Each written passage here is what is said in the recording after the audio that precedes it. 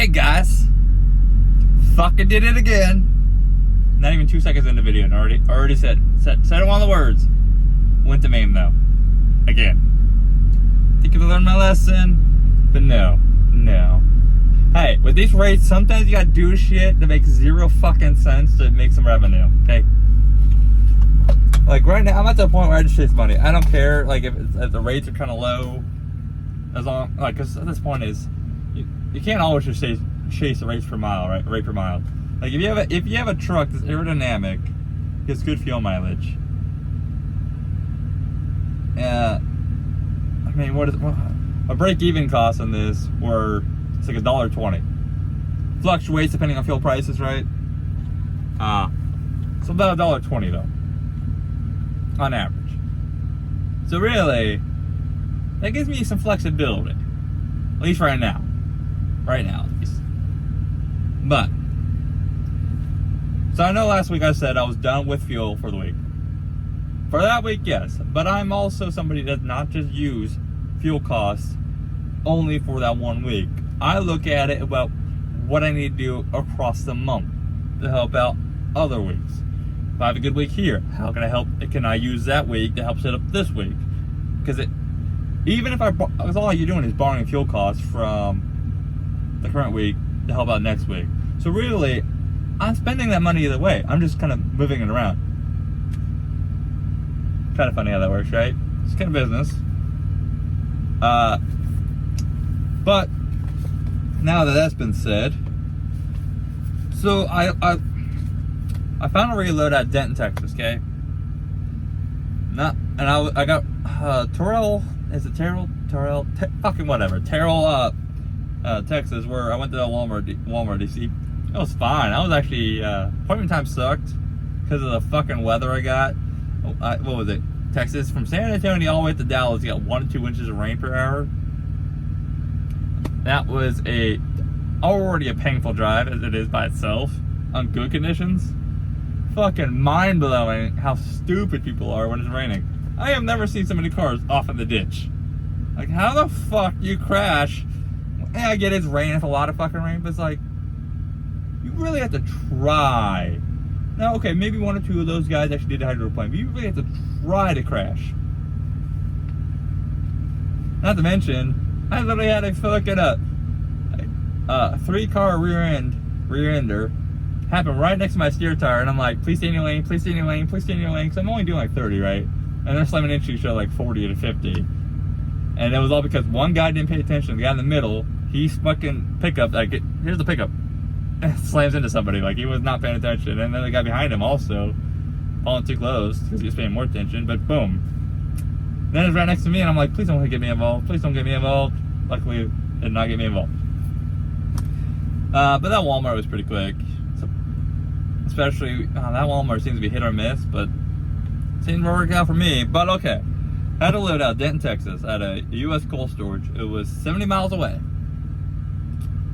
None of these loads are high rate per mile loads, but the gross is high enough where I'm actually gonna get a great check.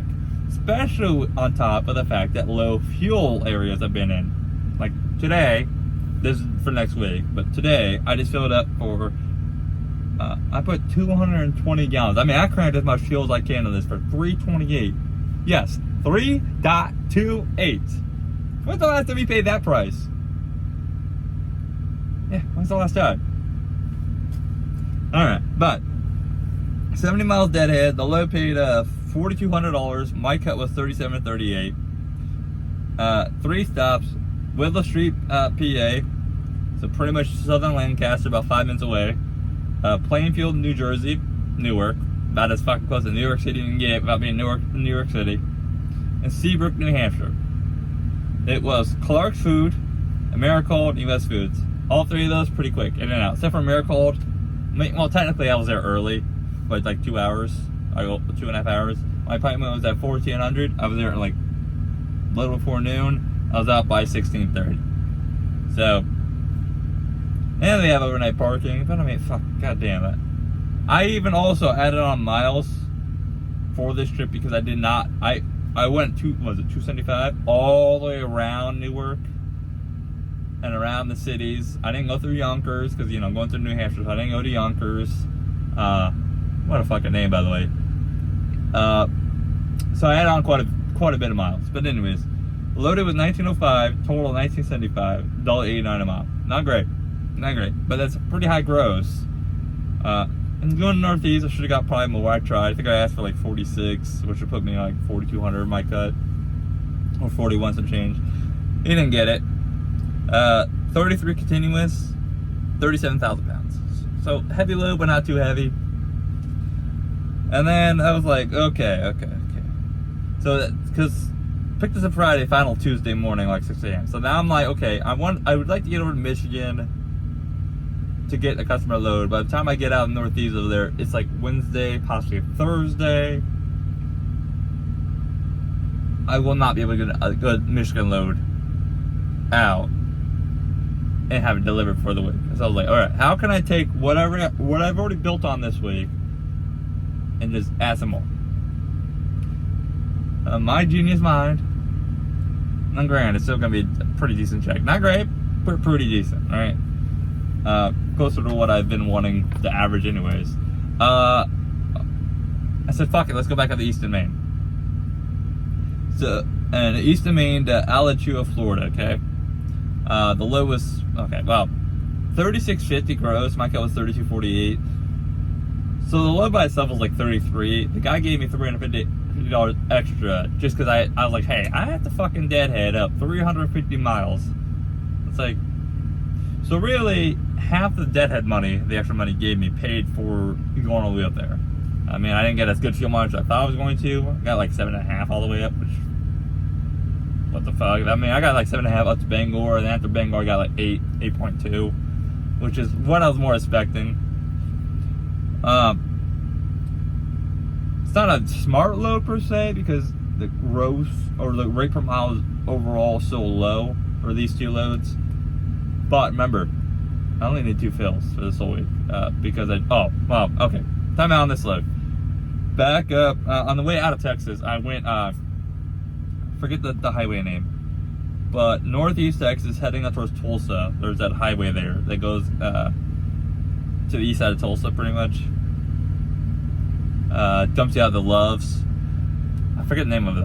Anyways, there's a truck stop, right, called, 2 of them down there, Choctaw Travel Plazas. 3:38, I was like, I've had a good week this week, before I picked up these loads, by the way. So before I started this week, I was like, I had a good week. I only filled up once for the week. I still have, I was going to get a pretty good check, right, for the amount of miles. I was like, what I'm going to do is I'm going to use like 100 gallons of this week, or 100 gallons more. $500 pretty much. I was going to like almost like $300. Like $350.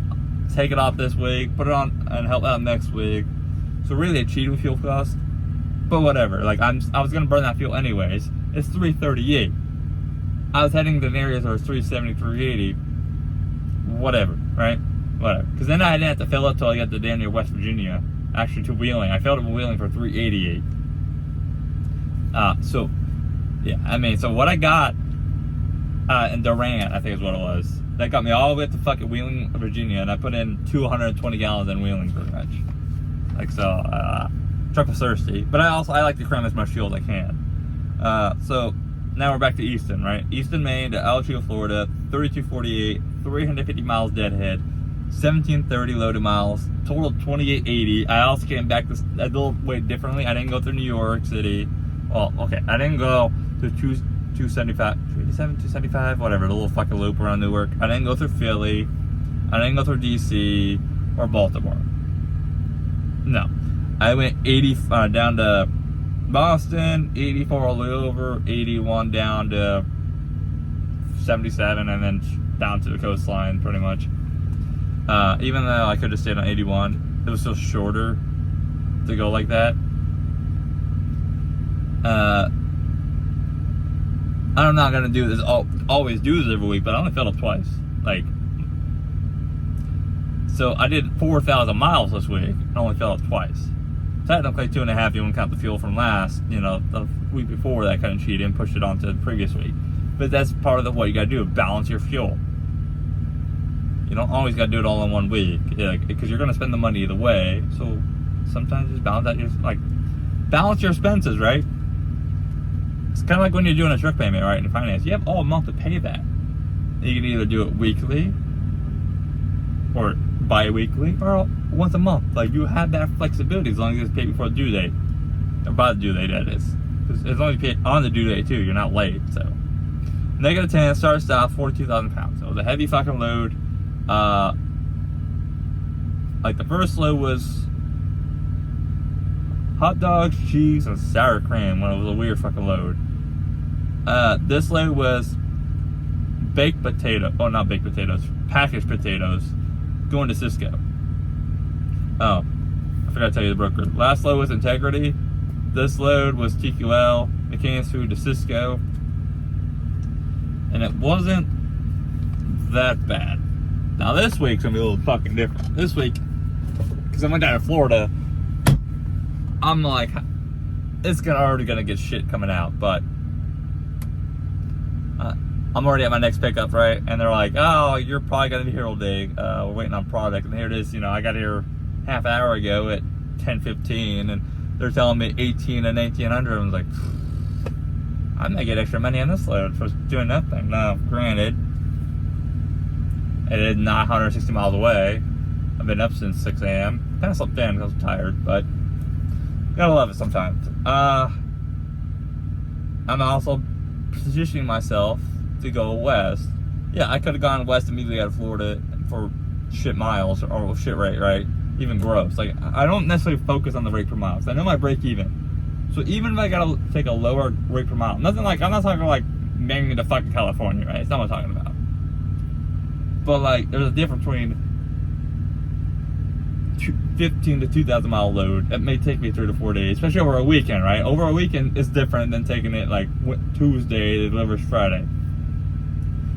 A weekend, not a lot of stuff gets moved anyway in the weekend. So I'm more willing to kind of work things, sacrifice a little bit on the weekends than I normally would.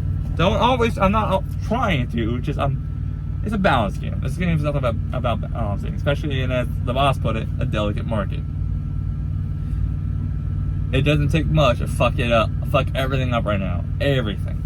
So if you're at least surviving with your bills paid and everything,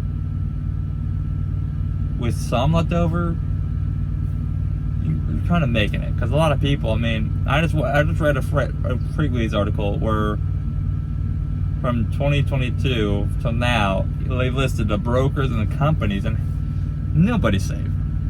85-year-old companies going bankrupt. 40-year-old companies going bankrupt. Tech brokers with giant investments in them going bankrupt. So it's like nobody's safe. Nobody. Yellow's writing was on the wall for a long period of time anyways, but it's like other ones, like there was one out in Michigan just defaulted on a $1.2 million loan or something like that, and now they have to declare bankruptcy and auction their equipment off. You get one guy, which is the reason why you want to balance, somewhere, what was it? Georgia? I don't know, somewhere off the East Coast, could have been Georgia, Freightways Logistics or whatever, or Freight Logistics, something like that. They lost their one big customer, and that caused them to go bankrupt. So really, you just need to find something that's making it work, even if it's just not giving you much money, because everybody should probably take a pay cut this year, right? The only way you really didn't is if you have dedicated or you have customer freight, which probably means next year though you probably will, because now we're in the bidding season where everybody's bidding for new customers and freight lanes, and these prices they had probably were going to go down, but who knows? It's been a weird year. It's been a very, very weird year. But anyways, you guys can laugh at me all you want, do what I did, but that's 7850. That's 7850 gross, and my cut was still like what, 7,100 and some change.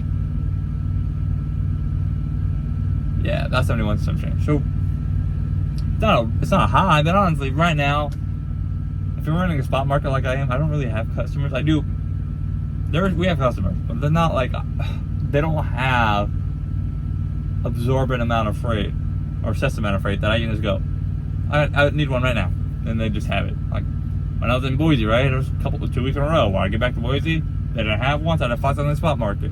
Shit happens. So really though, 6 to 9K a week, or 6 to 8K gross seems to be really what you can do on the app on Spotboard. And that's with having. Well, that's also with me having right 89%. Like the company only takes 11%, right? Like I've hit 9K a few times. I've hit 8K. Well, 9K like 3 times. 8K like 6, 7 times. I've hit 7K. When I mean 7, I mean the whole range, right? 7 to 8K. Hit 7K a bunch. But I've also hit 6K a bunch. But really, I don't care what my gross is as long as the bills are paid and I get a check out of it. This truck's also a little different though. Like, I'm not really paying for maintenance, which not really has a benefit. Also, I'm a reefer. Like, I can't imagine pulling a dry van right now. I can't imagine it. I was booking loads for a dry van guy, and I was like, holy shit, how the fuck are anybody making money? 5 to 6K if you're lucky. That's fucking absurd. But I'm about to position myself in the winter areas for the winter, pretty much, because I mean, we all know how people don't like snow, so they get the fuck out. And then on top of holidays, which at least to the end of the year, rates should be up a little higher. Now, who knows how weird this market's been? But I'm at least trying to make it out here. That's all anybody can really do. Like, I'm not the type of person who's gonna fault you for failing, and you shouldn't fault anybody for failing and laugh at them, because literally the whole goddamn world's struggling right now. It's not only the U.S. that has, the recession, that we're not calling a recession, but a recession going on. Because it is a freight recession. The U.S. is not the only country that's getting hit with massive amount of inflation. So if you can just survive this, even if it's like a ship on the sea, right? You're hitting the rockiest you're hitting a storm that's lasting way longer than projected, but you're able to ride it out, even if you're just dead in the water. But you're riding it out, you survived. You're alive. Is your equipment destroyed? Is it still able to work? Then you fucking did it. Like, you made it, right? Like, there is going to be a light at the end of the tunnel. It's just a matter of when. Sometimes that tunnel may appear like it's really, really long right now, but it ain't going to be. That tunnel's not infinite. But anyways, you guys stay safe out there. Catch you next time. Bye.